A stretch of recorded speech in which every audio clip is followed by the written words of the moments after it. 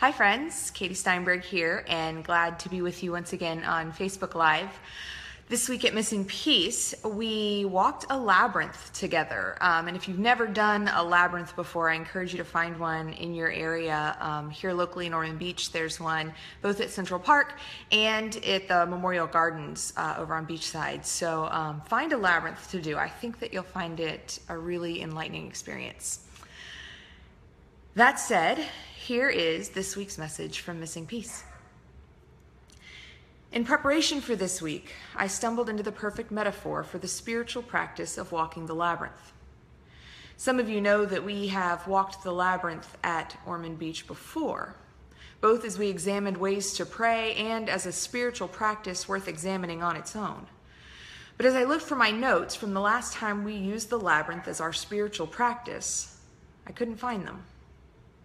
You may remember that my house was robbed earlier this year, and one of the things that will never return are the notes and documents from my original laptop. They're just gone. And we have to move on, creating new notes and documents, a new life.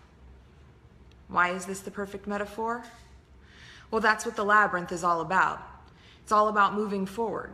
It's all about letting go of the old and welcoming the new. It's all about realizing how far you've come.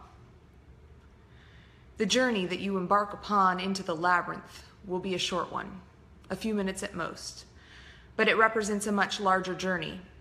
The journey we take as we live out the entirety of our lives, and the spiritual journeys we take over and over again. As you wander through its folds, part of it will seem familiar.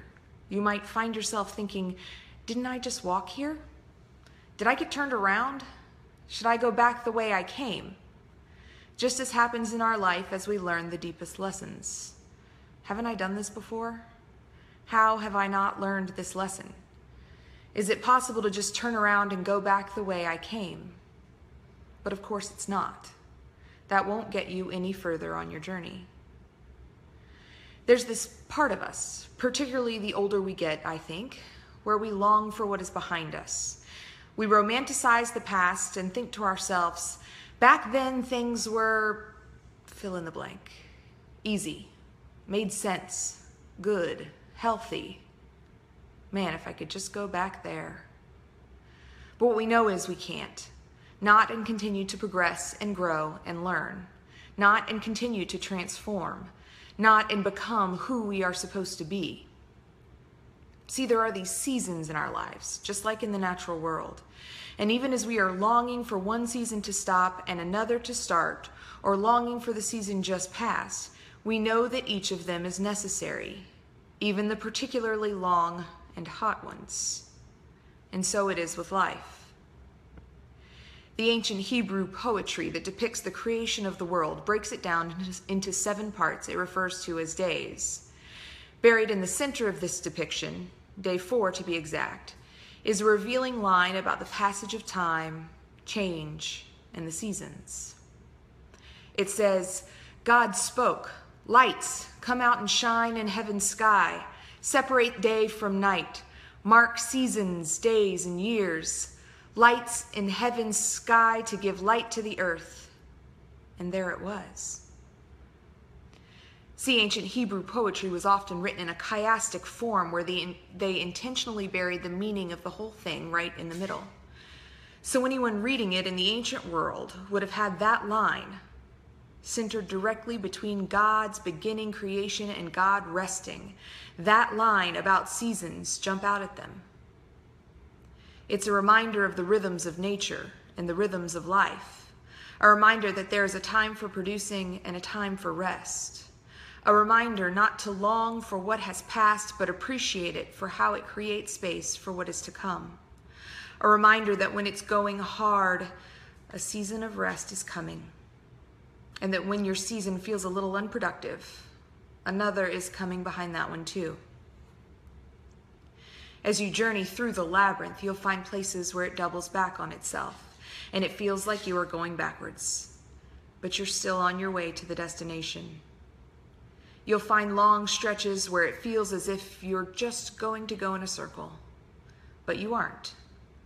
You are still moving toward your destination.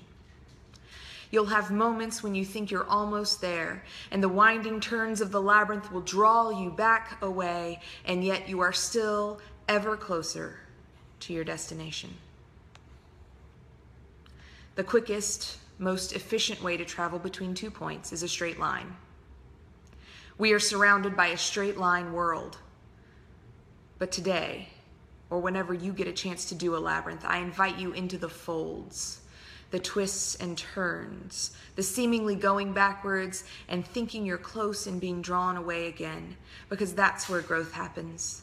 That is where transformation and revelation happens. That is why we walk the labyrinth of life through all its seasons of plenty and want, of work and stillness, of joy and pain, of hope and despair. Those are the places that life really happens. In the Bible, after Jesus is resurrected from the dead, he comes to his disciples, one of whom is a former prostitute named Mary. And Jesus says to her, "Do not hold on to me." It's as if he's saying, let go. Let go of me and of the past. I'm not here so that we can all be what we once were, but because even though it feels like we are turning back to where we've come from, we are still moving forward on the journey. This is not a reanimation story. It's a resurrection story. It's a call to continue forward, but not as we once were. Perhaps in your own life, you are facing the end of a season and the start of a new one. As Jesus said, I urge you, do not hold on to it. Do not hold on to what was, and instead stand to embrace the next twist and turn. Look to what is next. That doesn't mean don't grieve what was, but don't let your grief have the last word, because what's next is, well, it's your future. Maybe this resonates with you personally, but I also have this sense that it's where Missing Piece is as a community. We are on the precipice of new and exciting things and growing things, and my prayer is that we can embrace it with so very much grace. Amen. Thanks for tuning in today, and again, I encourage you to find a labyrinth near you where you can walk its folds and twists and feel the deep metaphor that it is for the life that we live. As always, I invite you to come and join us at Missing Piece, and you can find us on Facebook or online to figure out where this nomadic community has journeyed this week. Grace and peace, my friends.